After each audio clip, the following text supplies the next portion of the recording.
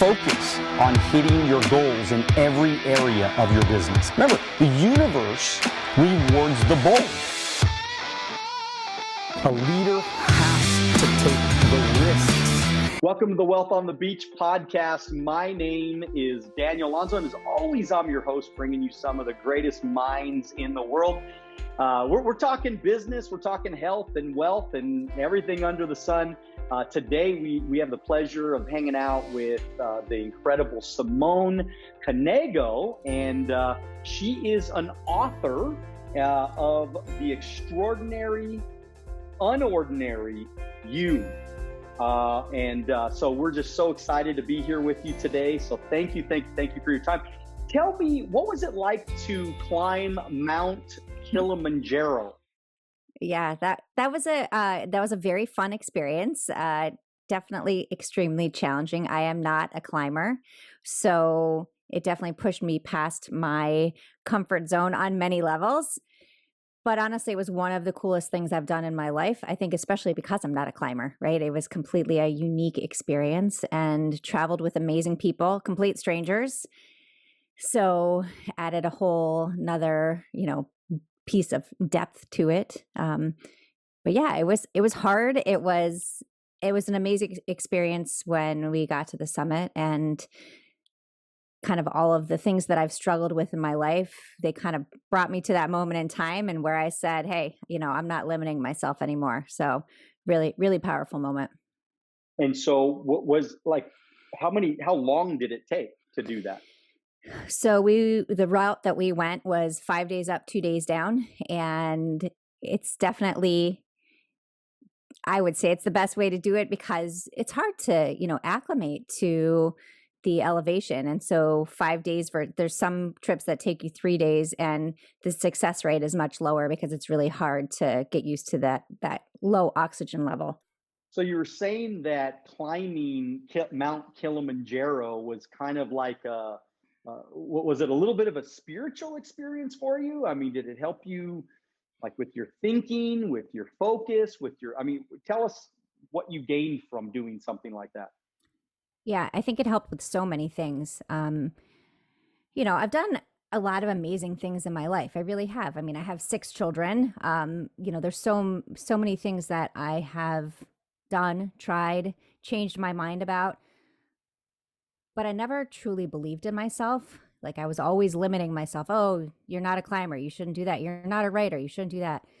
And that was a time where when I reached the summit, it was kind of a realization of, nobody should limit you. Nobody should limit you. You shouldn't limit yourself. Set a goal, put in the work behind it, realize what you're capable of. So to me, like that was the biggest part of that experience. It is spiritual. You stand on top of a 19,341 foot mountain and you can see for a really long distance, and the world is a big place and there's lots of places to explore. And so there were a lot of emotions happening at that moment. Awesome. So let's kind of go back a little bit because I want to get to know you and I want our audience to get to know you. So I always like to ask people, where were you born and what did your parents do for a living? So I was born in Buffalo, New York, and my parents were both physicians, which honestly, they have amazing stories. My mom grew up in rural Pennsylvania on a farm. Her mom had a 6th grade education. Her dad worked in the coal mines in a local brewery. But from a young age, she knew she wanted to be educated. She saw a library for the first time in 10th grade. And that kind of opened the door for her to realize, like, wow, there is so much out there. And so she worked for another family, saved her money, got into the University of Pittsburgh, worked 3 jobs while in college, and got into medical school at the University of Pittsburgh. She graduated in 1961. There were 120 people in her class, and 5 of them were women. So, obviously that probably more than anything has impacted my life. When I was younger, I didn't really realize what a big deal it was. And as I've gotten older, to see all the barriers, all the ceilings that she broke as she moved forward, it was really, really impressive. And my dad has a very similar story. He grew up actually in Israel, and his parents had escaped from Germany. And, they decided to move back to Germany. And so he reluctantly went with them. And it was right when he was starting college. He didn't speak any German. His father had to translate for him at his medical school interview. Yep. And he went to medical school and learned German at the same time. He actually was number 2 in his class, which totally pissed him off because, I want to be number 1. Okay, you were learning a language, my friend. So and then he had the opportunity to come to the US to do an internship, and he boarded a boat, and that's where he met my mom. And the rest is history. So, their stories, again, as a kid, I was like, oh, they're doctors. But as an adult, I look at their stories and think, wow, the things that they had to go through to get to where they're at, compared to, like, my parents said, you're going to college. Like, that wasn't like it wasn't like an option for them. They had to fight to get there. So it's really kind of fun to look back at history and say, wow, look at all the amazing things they accomplished. And so were you growing up, did you grow up kind of like with a lot of money, or did you grow up with, I mean, like what would, Yeah, like higher class, middle class, low class, where were you? I would say upper middle class. They both worked in academics, so they were both professors. Obviously they practiced medicine, but they saved a lot. They weren't going to waste their money, and so I grew up. Yeah, did I grow up in a very small world? Yes, I went to private school, and so as my world began to expand, I realized, like, ooh, there are a lot more things out there. The world is a big place, and but they always had high expectations, right? So, whatever our financial situation was, they always wanted us. I have a sister. She lives in Switzerland, to have a better life than they did, and so that was the focus: is making sure we had the best education we could have, and really the best life we could have. Which, again, looking at that today, thinking, wow, how much they gave up for us to be able to move forward with everything. And were you a pretty good kid though growing up? I mean, did you Mm. get good grades and everything? Yeah, I mean, I was a good kid in terms of grades. I want to say in high school, I was a bit rebellious. We moved to Florida when I was in starting ninth grade, and that was really hard for me because they put me in a private school where everybody had been together since like kindergarten, and I struggled. I ended up, after 3 years after my junior year, I went off to college a year early. I skipped my last year of high school and went early admission. And that was probably the best thing that happened for me. High school was not my happy place. And a lot of behaviors, which I apologize to my mom today for, as my kids get older, that it was really, it was the situation, and I just couldn't see past it. So what did you go to college for? What was your Mm. major? Yeah, so I started off going to college to be a doctor, like my parents, and my sister is a doctor as well. And then I failed organic chemistry, and that kind of ended that thought of a career. So I was good at math, and so I went into accounting, and I have a master's in accounting, and I'm a CPA. That didn't stick for long, though.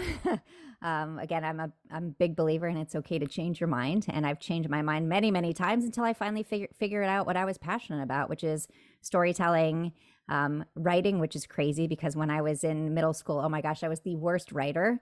And now I really like it. I like being able to express myself and share my experiences with other people and hear other people's experiences. I mean, for me, that's kind of, the best part of storytelling is hearing what other people have to share. No, I love that. And I mean, throughout this whole interview here, I've been thinking that. I've been thinking, like, how lucky am I that I get to do this? I get to hang out with really extraordinary people, and just like everybody's got their own story. Mm. Everybody's got their own thing. And I don't care how many times I ask, you know, where were you born and what do your parents do? It's always fun to hear that because it's in most cases it's different. I mean, we all come from so many different places in the world and so many different experiences and so many different parents. Some people grow up with in a real poor situation. And some people grow up with a little bit, better advantages. And Mhm. it just, to me, it's inspiring when I hear a story like you, though, because, my kids, they've gotten to kind of grow up in a little bit of a nicer situation than even we had, myself had, growing up. And but it's awesome to see you with this appreciation for your parents, though, this love and Yeah. this appreciation, because that's what we hope for, right? You hope that, yeah, they might get rebellious, yeah, they might have some bad years, yeah, it might get tough sometimes, but in the end, the your children, if you're raise them right, they grow up and they go, thank God my parents went out, because I came from nothing and was able to build something. And now I've been able to give that to my children. And so, gosh, I love hearing about the story. I mean, you adopted three of six children, and from foreign countries. What's that all about? That's some, Yeah. yeah. Yeah, we again, the world is a big place, right? So we had 3 kids, and honestly, there's just so many amazing kids in the world waiting for a family to love them. And we still think that, we thought that, we still think that, and there really are. And we were very fortunate that we were able to adopt internationally. So our son Noah is from South Korea. He's now 15, which is so hard to believe because he was 4 months old when he came home. And then we adopted our son Ari from Ethiopia. He was 4.5 years old, and he's 17 now. And then our daughter Millie, also from Ethiopia, she was 2.5 years old, and she's 13 now. So, Okay, um, so kind of walk me through this here. I like, okay, so you're in Ethiopia, just vacationing, or why were you no, there? no, it was specifically we applied for adoption. So since our first adoption was Noah, he was from South Korea. We filled out an application at the time. You could pick a country that you wanted to adopt from, and we picked we picked South Korea because 2 things. One, the kids went into foster care, and 2, they keep some kind of medical records. And my husband's a physician, and so for him, it was kind of important. At the end of the day, I don't think that matters at all anymore. It's nature versus nurture kind of stuff. Who knows? And then we decided. I mean, life was crazy. Noah actually is on the autism spectrum.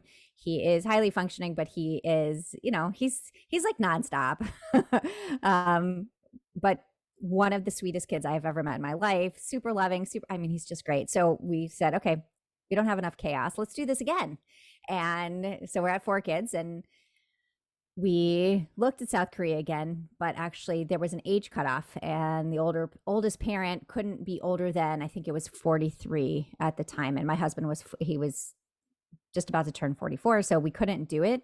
And so we looked at other countries that would fit our family, and we chose Ethiopia. And really, Ethiopia is a country where it's beautiful. The people are beautiful. It's just amazing. And these kids have gone through some kind of hardship, whether it's a parent has passed away or, they're truly starving. And so we chose Ethiopia, and we were matched with Ari, and he was 4.5 years old, and coolest kid. Like, he, again, at 4.5 years old, you have memories, you have experiences. So the adjustment was a bit, getting him used to running water and electricity and things that we don't even think about. Going on the airplane for the first time, like, that was crazy. Was he scared? Was he really scared to do that? I mean, what? I think he had no idea what was happening. I mean, the nannies at the orphanage explained it to him, and they would show him little videos of like an airplane taking off. But I mean, if you've never experienced it, it's a really hard moment. And the fact you have to sit in a chair for like ever. He did great though. He the hardest thing for him actually was when we got to the airport in our hometown. We were delayed like forever. And my husband went to get the car. And in Ethiopia, the only car that the kids have really seen at the orphanage, they got to play on, they got to play in, So when my husband drove up, he instantly tried to run in front of it. I was like, oh my gosh, like he's going to get hit like the first day. Fortunately, we did fine. But then we had to put him in a car seat. And oh, you would have thought like his world was falling apart because he's never sat in one of those before where he had to be completely restrained. What he knew of the car is you get to climb around everything. So, yeah, or like me, just sit in the back of the truck when I was a kid. I mean, imagine the things that we did. At least we would sit in the back of the truck. We'd all fight for the little hump over the wheel well, and that's where we would sit. And I think this scar, one of these scars that I have on me, was from me in the back of the truck, and my mom stopped quickly, and I just slammed right in. I mean, so it's amazing. So like, we don't even realize what these kids go through in these other countries. I mean, the way that they live is just so different, right? I mean, am I? Yeah, I mean, it's so different. And I think the most interesting part for me, the most enlightening part for me is that I think we go into situations with preconceived notions that, oh my gosh, these, like when probably the first time I went to Ethiopia, like he lived in a mud hut. He didn't have electricity or running water. And you think that you want to fix a situation, but you know what? The people are very happy. There's nothing that we need to fix. Like, this is their reality. They love their reality, right? So, I think that sometimes we look at a situation and say, oh, well, it's not like my situation, so it can't be that great. And that's not true, So really realizing that, I think, was a really powerful piece for me. And he just had to get used to how we did things here, At first, he did not know how to play. Like, I mean, the kids would be like, you're making us look bad, man. Stop doing the work. So he would help me like cut up vegetables for dinner and stuff. And one night my husband came home and he's like, he has a knife. I was like, who do you think's been making salad for the last week? I was like, he loves it. This is what it didn't last long. He finally realized, wait, I don't have to do any of this stuff, and I get to play and I get to sit on the couch. And I didn't, he didn't know what TV was. At first, he would be like looking at it and he'd walk away because it didn't interest him. So he really had never seen TV? No, he had never seen TV until we got to the house. So it was, I mean, these are things that we don't think about. But if you don't have electricity, if you don't have running water, you definitely don't have TV. You don't have a refrigerator. There's all these things that were completely new to him. But yeah, at first the TV was kind of like, he didn't know what to do with it. So like the kids would be sitting there watching TV and he'd sit there for 2 seconds and be bored, and he'd get up and walk away and be, okay, like, what do we do? Let's find something else to do. And what he knew how to do at 4.5 years old was do work. So he knew how to sweep the floors. And I was like, okay, we're not doing this. Like, you have to learn how to be a kid. Let's go play ball. That we can do. Soccer, he knew. Yeah, but it was really, such an interesting experience, especially because he was 4.5. He wasn't a baby. He could express himself, and and he learned quickly. I mean, obviously he learned how to not to do stuff quickly. We decided the other kids must have had a conversation with him that kind of went like, hey, you're making us look bad. Sit down on the couch. We'll tell you how to watch TV. I like that.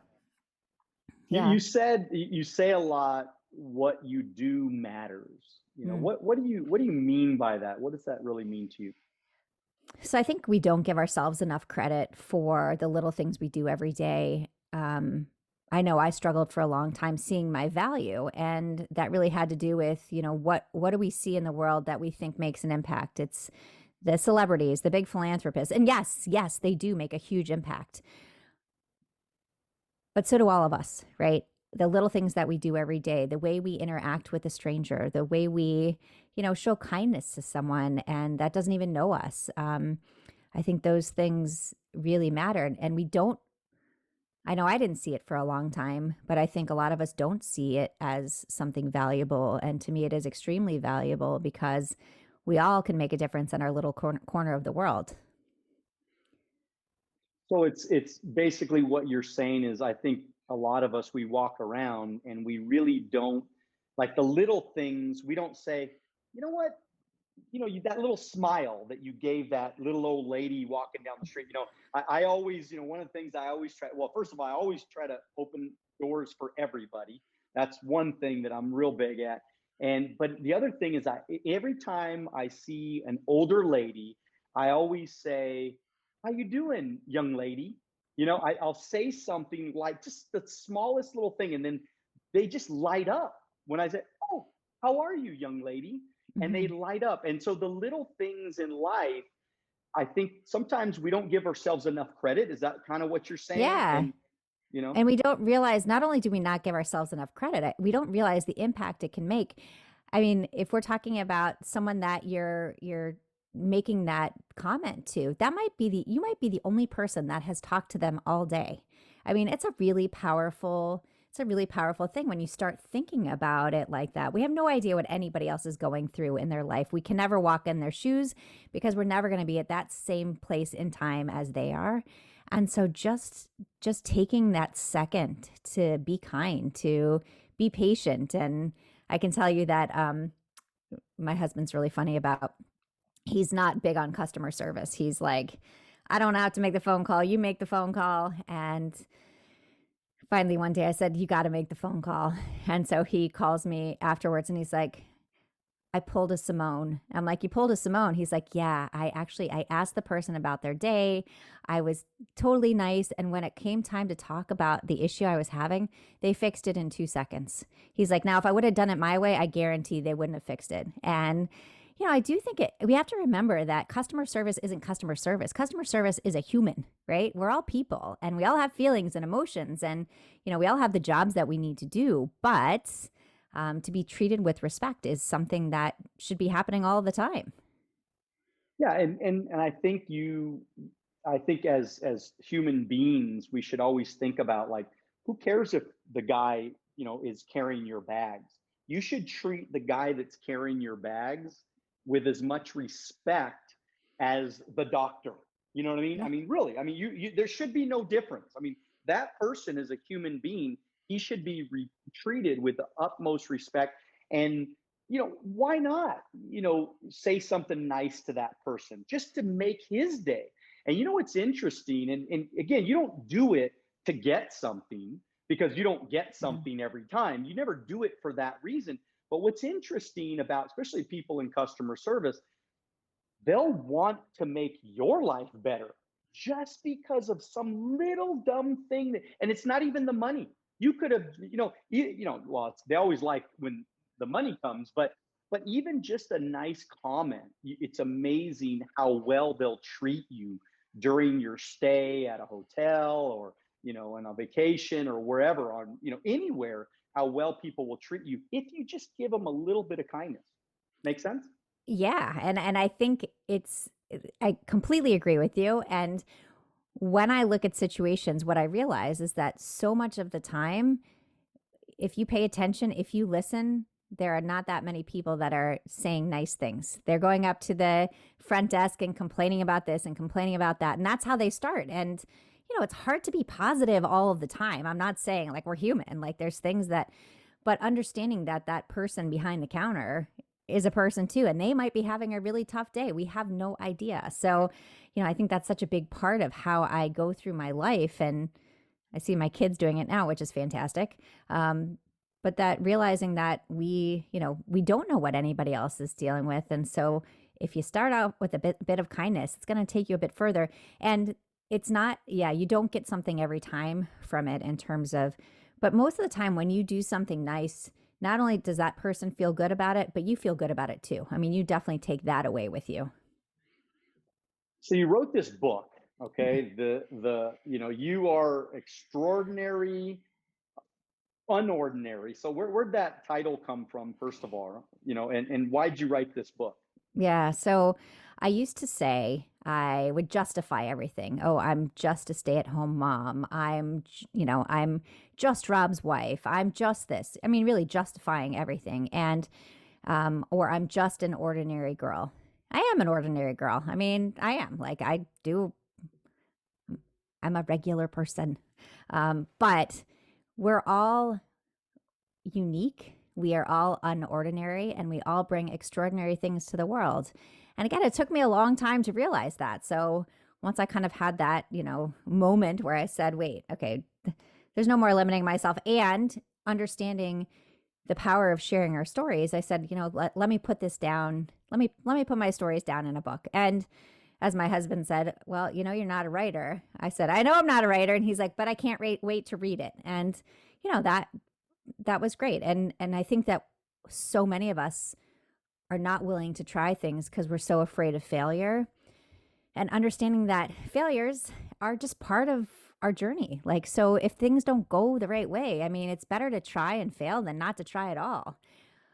So I said, okay, I'm writing it. And I set a deadline. That was the biggest thing for me. And I'm really big on deadlines because if I don't, I could have this sitting there for 10 years, rewriting and rewriting. And yeah, were there mistakes? Of course, that's how life goes. But it was really important for me to put my stories out there. It's stories about my family. It's stories about Kilimanjaro. It's all kinds of different things, really focusing on telling my stories, showing how my life changed because of the way I changed the way I saw myself. And that's my big thing, is that we don't need to change who we are. We need to change the way we see ourselves. We need to realize that we all have value. We all bring amazing things to the world.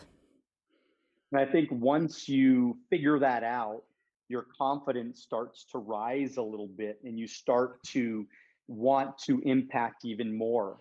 And then it's just kind of a good cycle that starts to happen, where you start to get opportunities to, just doing this podcast, there is somebody out there that's completely relating to you right now. And you don't even know you're going to change their life, because they're going to write a book like you. They're going to go climb a mountain that they never thought that they could climb. And you're going to change somebody's life because of this 30 minutes that we were together today. And I think that is like the most awesome thing, that we have no idea. We think we're so small and we're so little, but the impact that we can make can ripple out. The ripple effect could be so wide, so big, so gigantic, that we will never know how big it is, because we don't know all the people you impact. But the little words, the little things, the little ideas, very, very inspiring. And this has been fun. This has really, really been fun. And I know that, look, number one, the audience, they're going to go out there and they're going to get your book. Okay. So tell us where to get the book. Tell us how we can get a hold of you if somebody wants to reach out, somebody has a question, maybe just for a little bit of inspiration. I bet you if they reached out to you, you might give them a little bit of inspiration or a little advice and stuff like that. So tell us how we can do that. Yeah, absolutely. So the human connection piece is really the most important thing to me. You can find me on my website, SimoneKnego.com. It'll probably be in the show notes, so I'm not going to spell it for you. But honestly, if you search me, you will find me. I am the only one on the planet with that name. Unique, unordinary, extraordinary, I don't know, whatever you want to say. But yeah, I would love to get emails from people, hearing about their experiences. You can find my book basically anywhere online.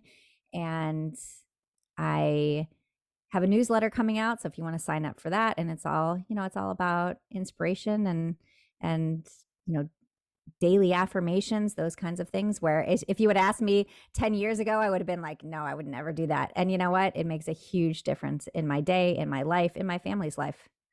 Okay. So you got to give us some of these affirmations that you do every day. Typical ones I do will be like, today I will be authentically me. The one that I really love the most is I am more than enough. I think a lot of times we get the I am enough. No, I am more than enough. Like, there's no one that's going to, say to me that, oh, no, you are more than enough. I am more than enough.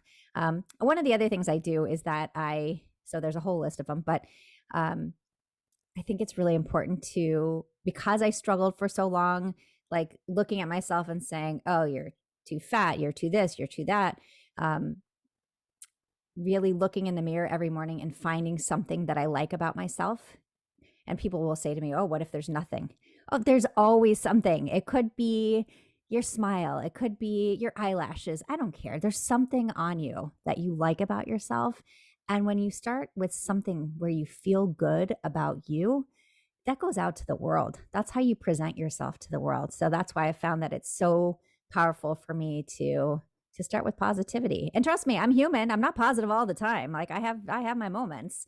But I try to ground myself and kind of bring it back to that, because the way I reach out to the world is the way my kids are gonna, they're gonna model, I'm modeling the behavior for them, and I see them following, which to me is probably the best gift I could have been given.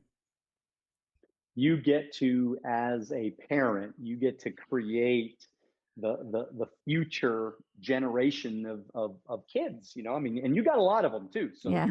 you're really changing a lot of lives here. And but that's awesome. I mean, I get up every day and I say, I'm alive, I'm awake, and I feel great, and I feel good, I feel fine, I feel this way all the time. And then I have a dream video that I share a lot with people and tell them about. It's just a little iMovie that I made with all my intentions and little pictures of places I want to go and people I want to be around and relationships that I want to build and what I want my business to look like and what I want to give away and maybe a car that I want to, whatever. And I just think it's so important that we visualize good things, because the law of attraction is real. It is real. I mean, you're going to attract what you put out, right? You put out good energy. Now, none of us are perfect, and I feel like shit some days, and I get depressed, and I get upset, and I have failure and rejection just like everybody else does, because I'm human too. Yeah. But man, I'm telling you, like for 25 years, I've been focused on this stuff.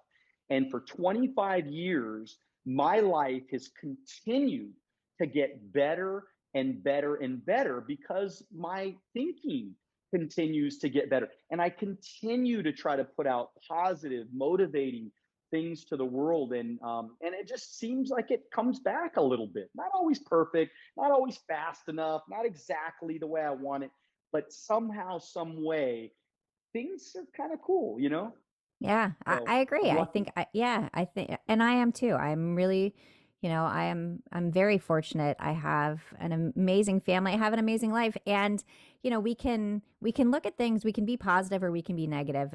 We can choose to be happy. We can choose to be miserable. And I choose happiness. And yeah, there's going to be definite moments like shit happens, right? Like that's how it works. But, it's important that and what I've noticed in my life, when I look at things through a positive lens, good things keep happening and cool people keep happening. Like I get to meet like the best people and learn from them by doing podcasts like this. I mean, it really has a profound impact on my life. So thank I you. love that. Well, thank you. This has been so much fun. Everybody go out and meet the one and only, like really the one and only Simone Knego. And, make sure you go get her book. I mean, let's give her a little bit of love there. And I know I'll be getting it, and I'm going to read a little bit. I like to do that with authors, and I'll read some of it on my Instagram.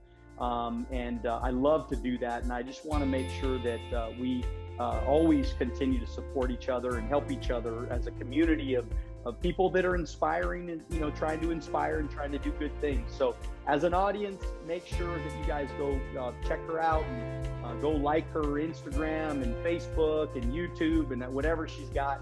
And let's try to support her. So with that said, I just want to remind everybody to make sure that you continue to dream bigger than ever. Get after it. You got to get after it.